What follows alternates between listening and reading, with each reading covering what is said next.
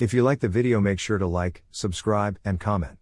For more videos like this, what are some scary, horrifying things that have happened to you? When I was pregnant with my first, I had the worst night terrors. One night I was having a night terror where aliens were hovering over the house and had taken me to the dining room, where they laid me on the table and tried to remove the baby from my uterus. I never got back to sleep that night. Never thought of it again until a few years later. My son was now 4. We are driving home from somewhere when he pipes up from the back seat. "Hey Mom, do you remember the night the aliens tried to take me from your belly and you said no?" The goosebumps were instant, and the husband and I just looked at each other out of the corner of our eyes. Still freaks me out. This one is always hard for me to write about. Not because of the subject itself, but because it's so difficult to articulate what happened. 6 years ago, my best friend and I were driving in the car when I was suddenly overcome by an unusual feeling. Again, it's very hard to describe. I had never felt anything like it before, and haven't since, but the closest phrase to use might be surreal dread. It felt like we were watching ourselves in a horror film, if that makes any sense. Nothing felt the way it had only minutes before. It was like we had driven into an alternate reality where everything was just a little bit off, and nothing seemed right. A few minutes after I realized this, my friend asked, "Do you feel that?" It made the hairs on my neck stand up. I asked him to describe what he was feeling, and he put it like this: "It's not depression. It's not panic. It's not paranoia. I'm not hallucinating. I don't know what's wrong, but something clearly is. I started to feel it just a few days ago." This obviously freaked us out a lot, but we didn't know how to handle it. There was no way of telling other people how we felt. We hoped it would pass, whatever it was, but it didn't. Over the next few days, the weird feeling grew stronger and stronger for both of us. And then, out of the blue, a third friend called and confided in us, revealing that he had been feeling the exact same thing. We started referring to it as the ominous presence. We found that if we ignored it, the feeling still seemed to be there. If we talked about it, it seemed to grow stronger and stronger, to the point at which it made us feel physically ill. That was a horrible summer.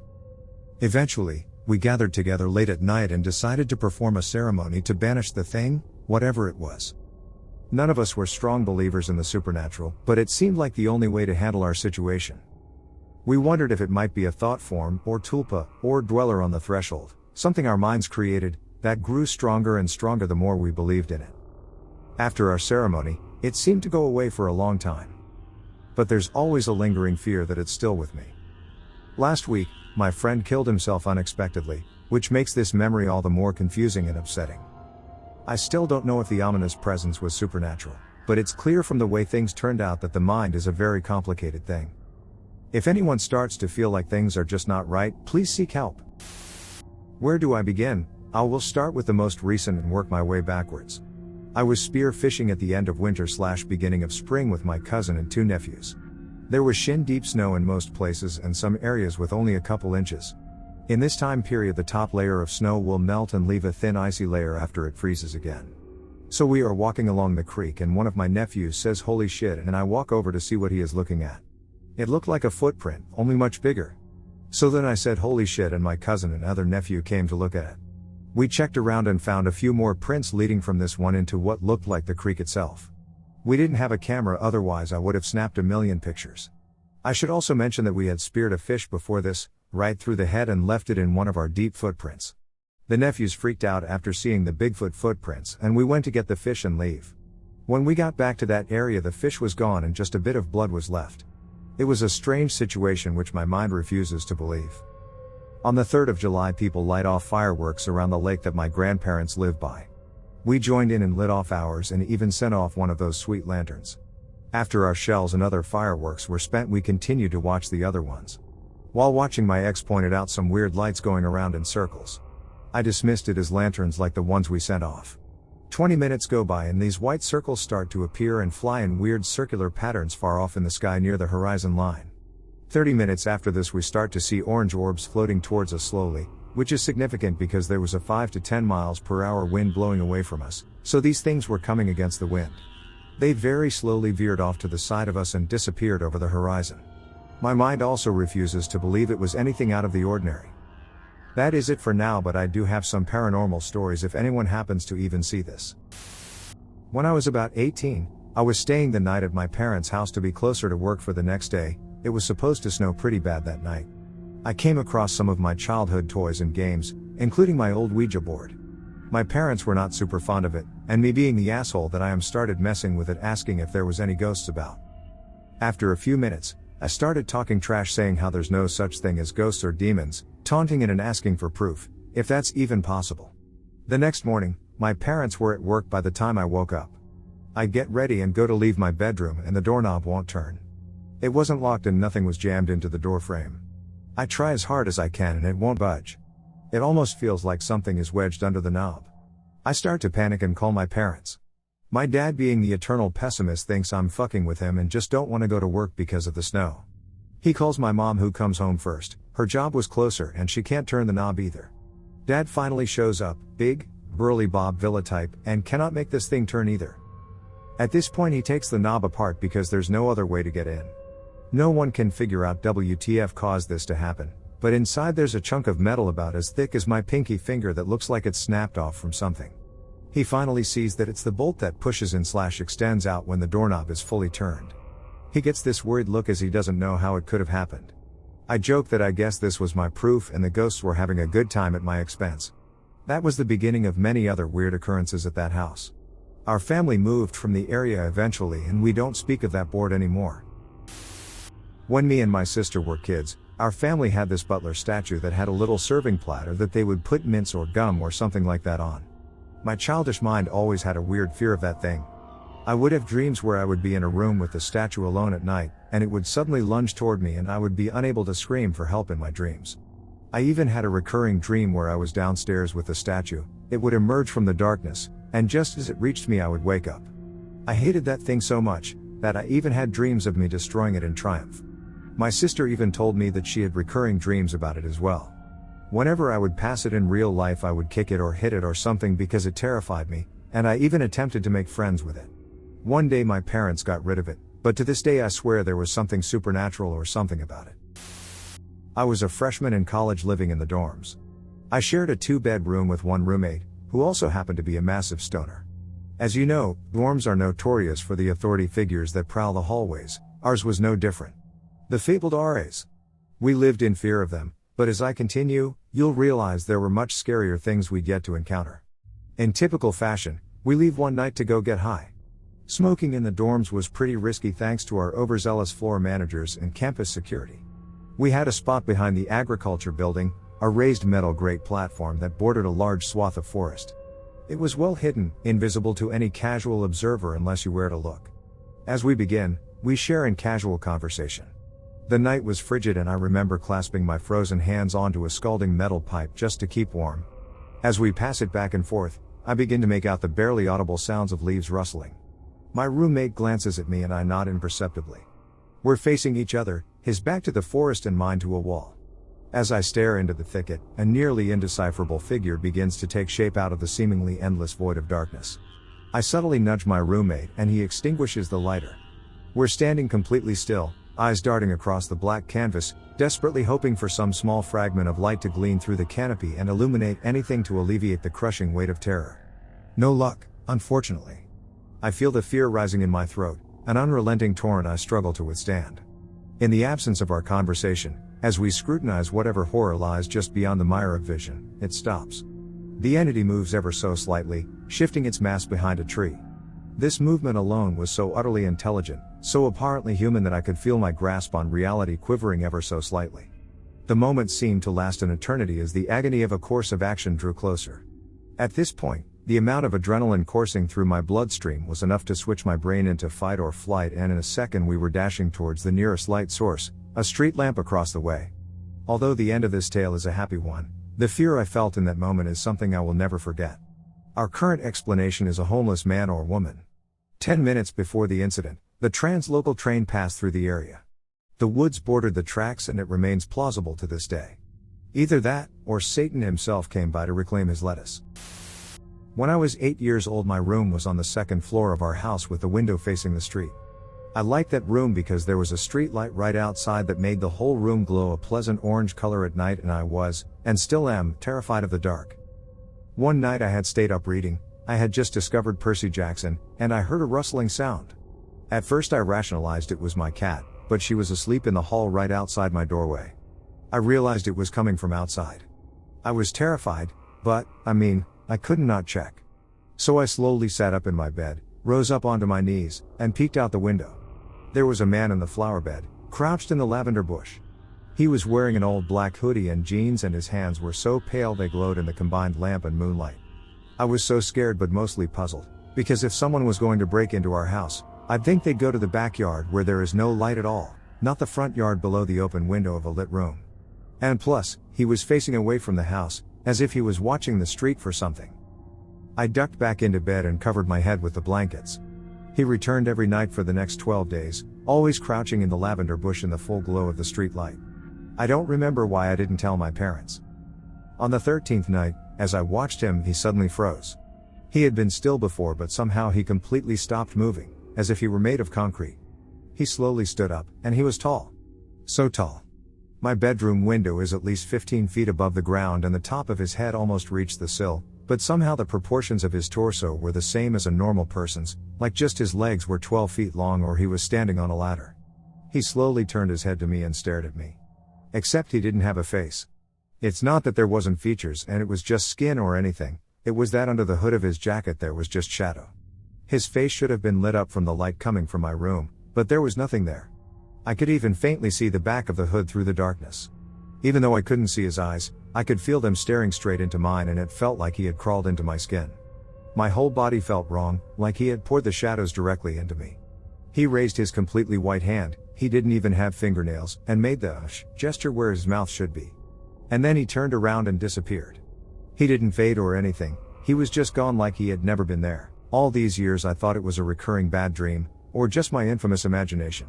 I had convinced myself he was part of a story I wrote, or maybe a book I had read. But then a month ago he came back.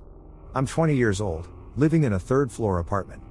I had just finished my math studies, and I went to close my window since it was well past midnight and the desert where I live gets cold at night, and he was there, staring at me.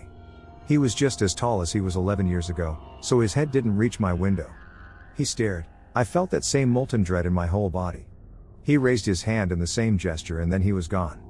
The next morning, still convinced I had imagined it, I inspected the bushes below my window. There were 2 columns of broken branches and crushed leaves where he had stood. Last year sometime I got up at about 3 a.m. to pee, and when I walked back to my room I saw this thing next to my bed. It was black, kind of fuzzy around the edges, and bent at some weird and unnatural angles.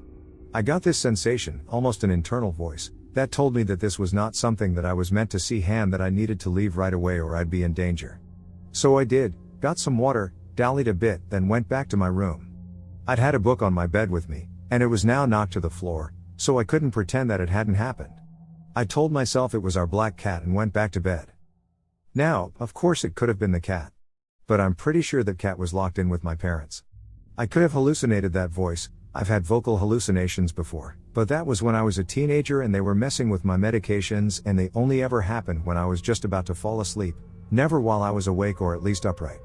I've never had much of an intuition. I'm a dumbass about one level up from the kid that goes into the white van marked free candy and puppies, so why I would suddenly develop a sense of danger strong enough to actually make me leave an area, even if I was just tired, and mistaking the cat for a spooky demon thing, is what really gets me.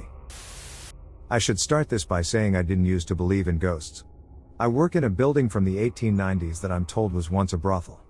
Once, I was working at night when no one else was there to get some extra work done. A lot of weird stuff happens on the second floor, and a little after 3 a.m. I had to go up there to put some things away and lock up. The light switch is at the top of the stairs, so I had to walk up the stairs in the dark. There are no windows in the hallway, so the only light was coming up from the bottom of the stairs. As I reached the top of the stairs, I thought I saw a human figure walk across the hall, from one room to another, through 2 closed and locked doors. And fast. Like a video sped up 50%. I was pretty freaked out, but skeptical.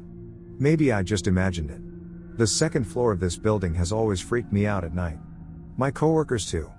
So I turned on the light at the top of the stairs and walked down the hall to put some things away in the storeroom. While in the storeroom, a large machine part that has a flat bottom and was just sitting there on a table fell over while I had my back turned. It couldn't have just fallen over on its own, or been knocked over by me. My heart started pounding and I said out loud, "I'm sorry, I'm leaving now." I locked the storeroom and started walking quickly back down the hall. As I walked, a little gust of wind blew through the hallway from behind me. There were no doors or windows open to the outside anywhere in the building, and no one else was there to have opened one, so it wasn't the result of a natural pressure differential. I started speed walking. As I passed between the two doors where I had seen the fast-moving apparition, I swear I heard a woman's voice whisper my name behind me. I turned off the light and stumbled quickly down the stairs. Halfway down there's a small landing with a door. I fumbled with the latch that held the door open, terrified to look back up into the dark hallway above me. I got the door closed, and as I locked it, I felt sure that there was something on the other side. I was panicking. I clocked out and got out of there as quickly as I could.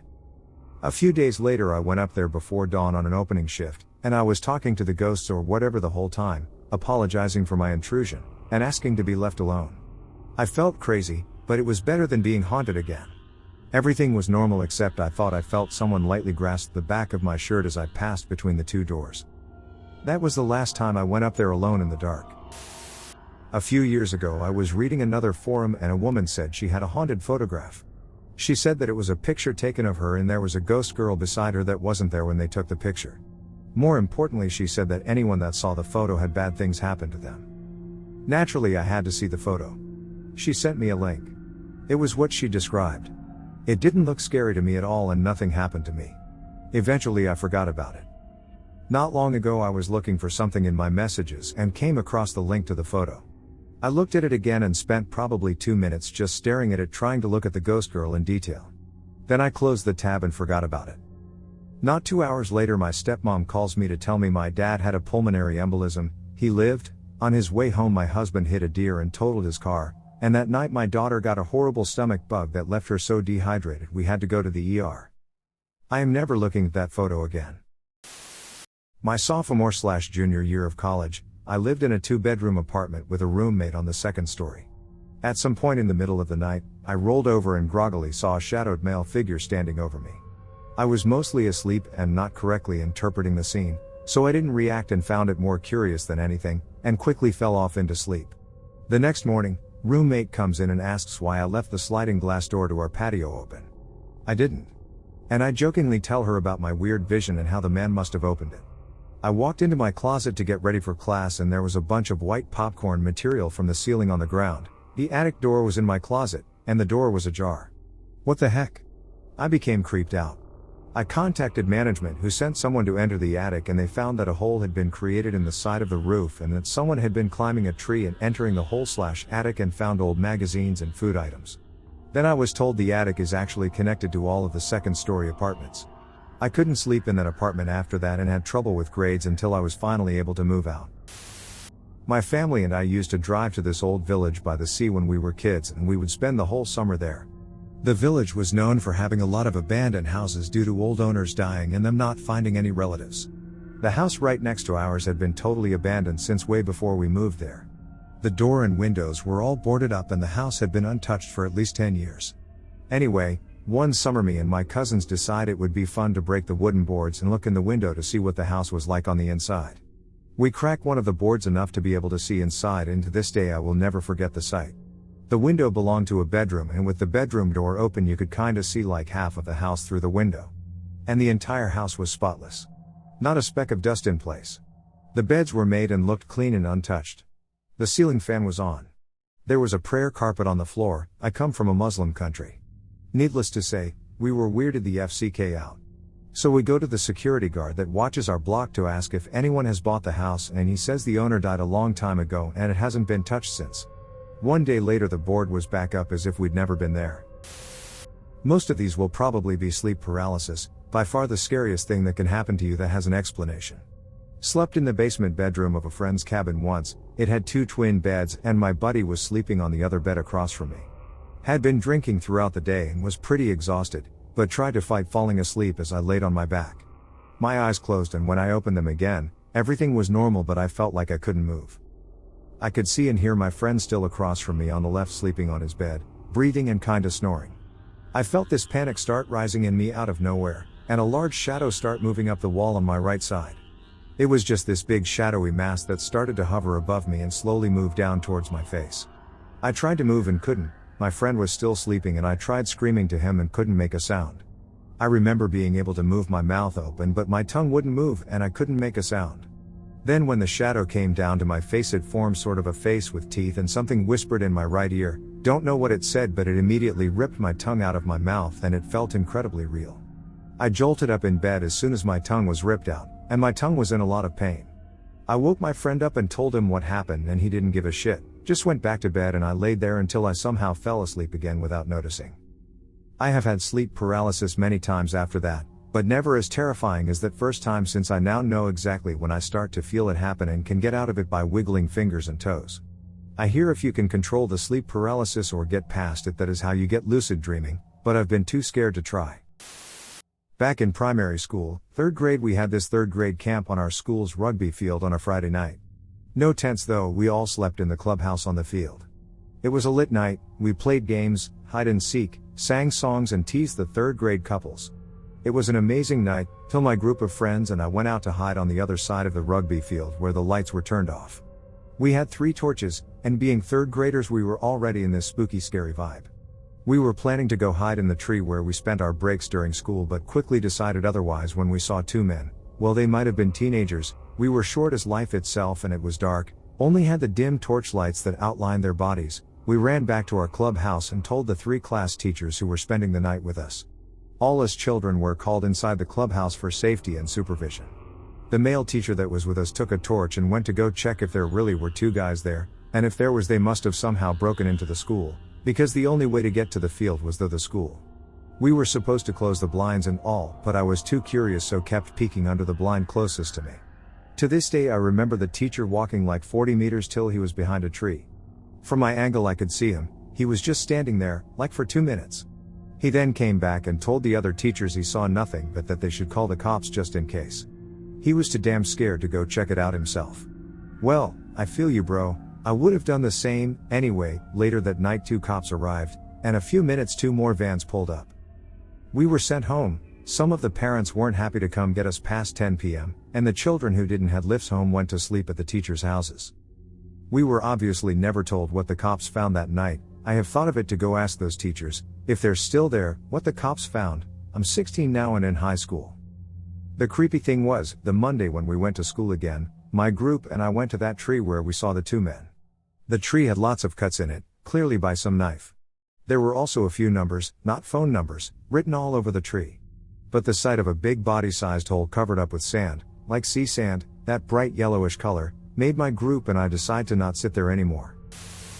I had gone to a party in the college town nearby with 2 friends who were dating. We'd procured a little bit of mushrooms, and there was some drinking going on. The female friend and I partook in the mushrooms, her boyfriend abstained.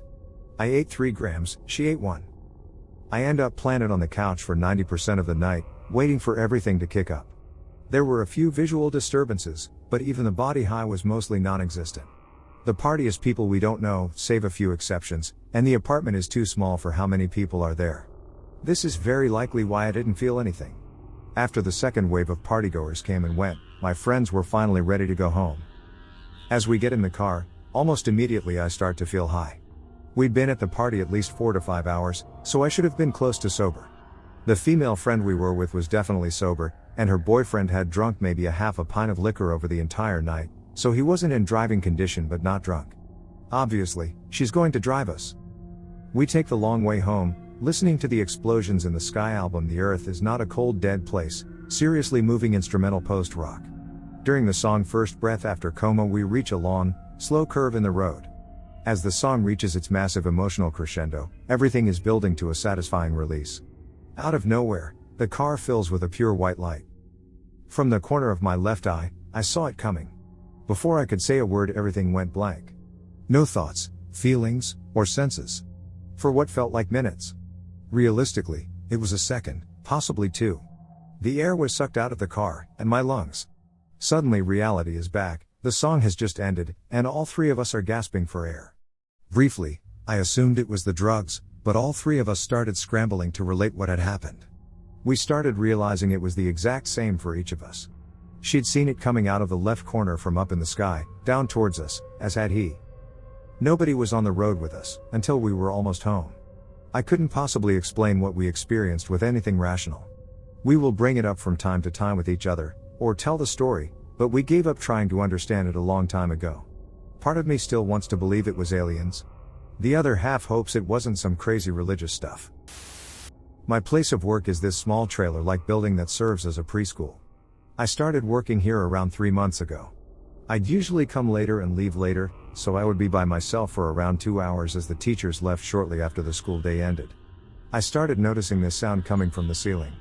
I shoved it off as maybe the ventilation, but I swear it sounded like running. Human feet running across the ceiling. It travels across the whole building. You can almost feel the vibration from it when it happens. Weirdest of all, it seems to happen at the same time every day.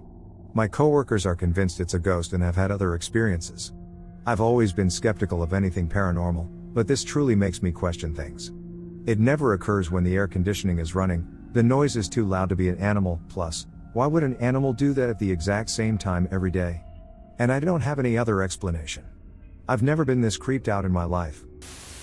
I've never actually told anyone about this, but when I was around 11, 19 now, Maya and my siblings were in my room playing Halo. We only had 2 controllers, so we were taking turns, and I was just watching my brother and sister play. My room had a bathroom connected to my sister's room that always paranoid me, so I left the door closed and locked. I noticed that the door was open and went to close it thinking my brother may have opened it. Then it was my turn, so I started playing. When I finished, I noticed that the door was open again. I told my brother very adamantly, "Keep this door closed, stop opening it." He and my other 2 siblings claimed they didn't open it. I closed it again and sat on my bed staring at it, seeing why it was open. All of a sudden the fucking door opens and I see some cloudy shadow that looks like a person, maybe 5 feet 8 inches, move into the bathroom. I didn't say anything and just bolted out of the room into my living room.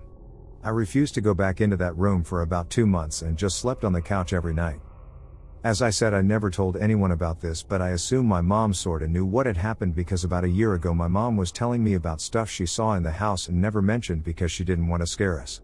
My dad also had similar experiences in that house, like seeing someone leaning over him when he woke one night. That was the only experience I had there, and now I am a bit skeptical on the paranormal and think it may have been my imagination or maybe air drafts opening the door. When I was about 12, I woke up in the early morning about 4 or 5 a.m. and noticed the lamp next to my bed was on. It didn't initially bother me because I fall asleep with it on after reading sometimes. I turned it off and tried to go back to sleep. But as I was laying there in the dark, I just didn't feel right. I started getting scared for no reason, so I turned my lamp back on and sat up in bed just looking around in my room. I just kind of felt like I wasn't alone, so I quietly asked, "Hello?" to the emptiness of my room, and out of nowhere a loud shushing noise came right from the corner of my room where my window was. It probably only lasted like 3 seconds, but it felt like forever and my body just completely froze. I finally worked up the courage to run out of my room and into my parents' room. So here's the creepiest part. My mom is like really weird and likes to get up at like 2 or 3 a.m. to read her Bible and then start a load of laundry. At 3 a.m.? Still does it to this day, I swear. Anyway, I was telling her what happened the next morning after we all got out of bed. When I told her that I woke up and my lamp was on, she kinda made a face and I asked why. She said she had got up at 3 a.m. that morning like normal and walked past my room twice, going to and from her office, where she reads her Bible, and my room was dark with no lights on. To this day, I'm still terrified of whatever happened that night, and whatever it was that turned my lamp on and shushed me. I've got one. When I was around 16, I was coming home from the south of France to London via coach. It was an overnight trip, and I've always struggled to sleep when traveling, so sometime in the middle of the night I'm sat there awake whilst the passengers slept. I was sitting towards the back of the bus, just behind the stairs to the toilet, but on the opposite side. I happened to glance over towards the stairs and saw 2 figures looking out of the window. The thing is, and I know this sounds crazy, they were level with the floor of the bus, but where they were stood they should have been about 3 feet lower, level with the bottom of the stairs. The figures were what I can only describe as ghostly, and although I couldn't see their faces I felt like they were female. I also got a sense that they were sad, and maybe from a period of time from the past. I can't explain how or why I could feel this, and over the years I've tried to rationalize what I saw. I know for sure I wasn't asleep, but I can't explain what I saw. I'm not given to believing in ghosts, or an afterlife, or anything like that. I do wonder though whether perhaps someone died on that stretch of road. Of course nobody believes me, but it was pretty creepy. Fair warning, This is going to be a long one seeing as it took place over a couple of days. About a year ago I had some strange goings on in my apartment. For context, my apartment is literally an underhanded stone's throw from a bar. While it wasn't common, usually you could bet that at least once a year, some guy, drunk off his ass, would try to get into my apartment. They had never actually succeeded. Most of the time it's just a twist on the doorknob in the middle of the night and nothing else. But because of this, my then girlfriend insisted that I keep a pistol by the bed just in case, which I did. We ended up splitting up, but the pistol stayed by my bed just because I'm the kind of guy to where if something stays in a certain spot long enough, that spot becomes its home and that's where it belongs. Anyway, one night I had been drinking at said bar, which was really convenient because all I had to do was walk 15 yards to get back home. Nothing particularly exciting had happened. I climb into bed around 11:30 and go to sleep. This is where it gets weird. I kinda wake up, barely able to open my eyes and not being able to move, but I can see a little out of my barely opened eyes and I can hear. I now know this to be some sort of sleep paralysis, I assume, but I had never experienced it before or after this event. I see through my barely opened eyes a weird ass arm creeping up over the side of the bed. I have a particularly tall bed, like 3.5 foot up off the ground, which is more than enough room for someone to be under there. This arm lays its hand down around my ankle and starts sliding up my leg. I could feel it vividly the whole way up. It stopped about 4 inches from where my thigh and hip met up, and squeezed fucking hard. Then I heard in a super raspy man's voice, "What are you gonna do? Just let me fucking kill you." The hand let go and sucked back underneath the bed, and then I had instant control of my body again. I snatched up my pistol on the nightstand and threw on the lights in my bedroom. I check under the bed, nothing. I check in the closet, nothing. I check the whole damn apartment, which isn't hard to do seeing as it's one bedroom, a bathroom, and a living room / kitchen area, but still nothing. I check the door, still locked from the inside. I start checking stupid places like in the refrigerator, the cabinets, the water heater closet. There had to be somebody in there fucking with me. I glanced at the time on my oven. It was about 3:30ish, so I figured it was just a really vivid bad dream and I should try to go get some more sleep. Naturally, I was still pretty cranked up over the encounter, so I decided to browse the old Reddit till my nerves were calm enough to sleep. The weird shit did not end there. After about 10 minutes of dicking around on my phone, I heard a noise from the kitchen, which was directly out the door from my bedroom, with the door wide open. A clop. Like the kind of noise a horse makes going down a brick road, but just one. Singular clop. I thought, okay, weird, maybe it's just a dish settling in the sink or something. But nope, happened again a few seconds later. And a few seconds after that, and so on and so forth. Some were relatively quiet, some were just downright loud. After about a minute of just clippity clopping away, this fucking repulsive stench takes over the room. Like a rotten egg's sulfury smell. Like gaga fucking maggot strong. I set my phone down, snatched my pistol back up and sat up with my back against the wall. And I just sat and waited. It finally stopped after what seemed like forever. The clopping and the smell just went away. I grabbed my watch off the nightstand and checked the time. It was a little after 4. I eventually fell asleep for a couple of hours. The next day, all I could think about was the events of the night before. I was uneasy to be in my apartment. When it came time to go back home, I didn't know how I was gonna do another night like the last one. Then I had one of my best ideas I have ever had to date. The demons can't fuck with me if I drink so much that I pass out. Fucking genius. So I went about doing just that, and wouldn't you know it, it worked. I woke up the next morning super hungover, but without incident. Until I got up to move around. I go to turn on my bedroom lights, they come on for about half a second, and then all 3 of them burned out. This became a common theme all that morning. Turn them on, and they burn out. Out of all the light bulbs in my apartment, only 3 survived. I had one in the bathroom, one in the living room, and one in the closet of my bedroom. That was it. On top of this, there was also a lot of randomly dead battery-operated devices that had died at some point between the day before and the day that was now. I was going to go visit my parents that day, and it was a warmish day, so I decided I was going to ride my motorcycle. Go to start it, its battery is dead. Okay fine, I'll take my truck. Its battery is also dead. I go and knock on my neighbor's door to see if he can give me a jump so I could go on my way. His truck's battery is dead. What the fuck? I ended up walking 30 minutes one way to buy a battery charger from the AutoZone, but that's neither here nor there. I finally get on the road and go and visit my parents. That was all fine and dandy. That night I went to visit one of my friends from my hometown. It was just me, him, and his girlfriend. They're bullshitting, when I decided to tell them about the events that had been happening to me as of late. I knew his girlfriend liked creepy shit and ghost stories and such, but I had no idea how into it she was.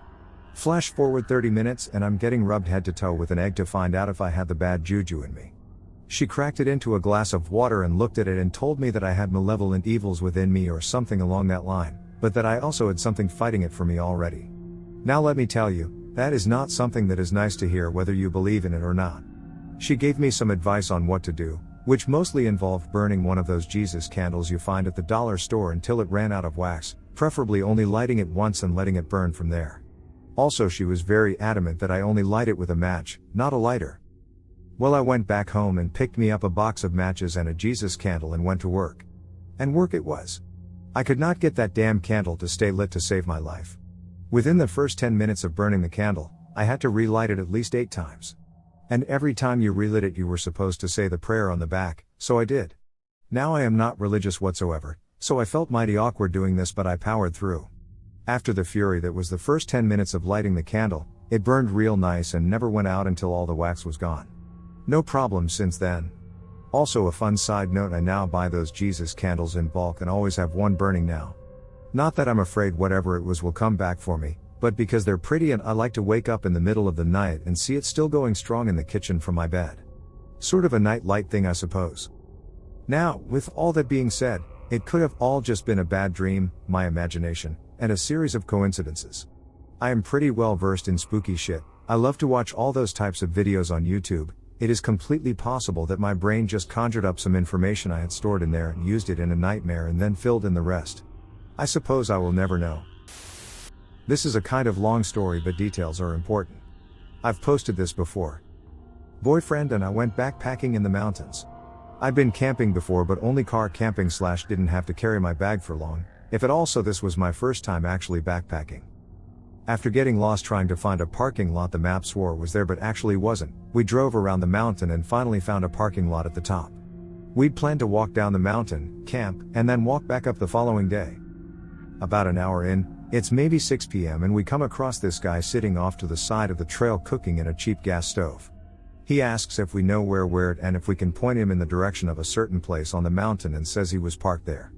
He continues talking about how he had a friend drop him off who was going to pick him up at point A and then changed the story to he was parked at point B and then said the friend who dropped him off went to hike somewhere else and another friend who had the map turned back at point C to wait in the car. We finally bid this dude good luck and continue down this trail.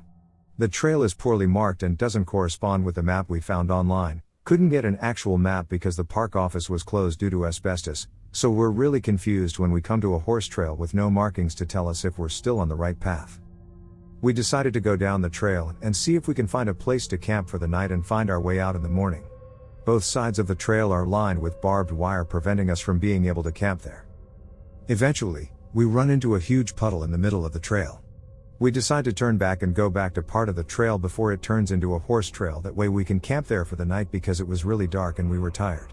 About 20 feet behind us was the man from earlier. He talked to us again and through the conversation we learned he had heavy narcotics, including fentanyl and another one I don't remember the name of.